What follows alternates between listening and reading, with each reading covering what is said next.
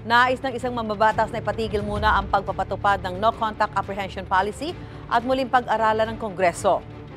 Sabi ni One Rider Party List Representative Rog Gutierrez, maganda naman ang layunin ng NCAP, pero wala raw itong ipinagkaiba mula nung una itong ipinatupad. Kabilang daw sa mga nakikita nilang problema ang nakakalitong markings at signage sa kalsada na posibleng magresulta sa violation ng mga motorista.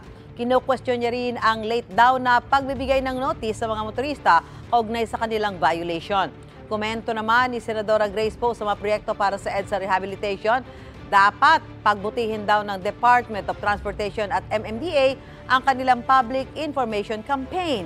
Dapat din daw tutukan ang pagkakaroon ng permanenteng solusyon sa trapiko. Sinusubukan pa namin kunan ng pahayag ang DOTR at MMDA. Gusto mo bang mauna sa mga balita? Mag-subscribe na sa GMA Integrated News sa YouTube at tumutok sa unang balita.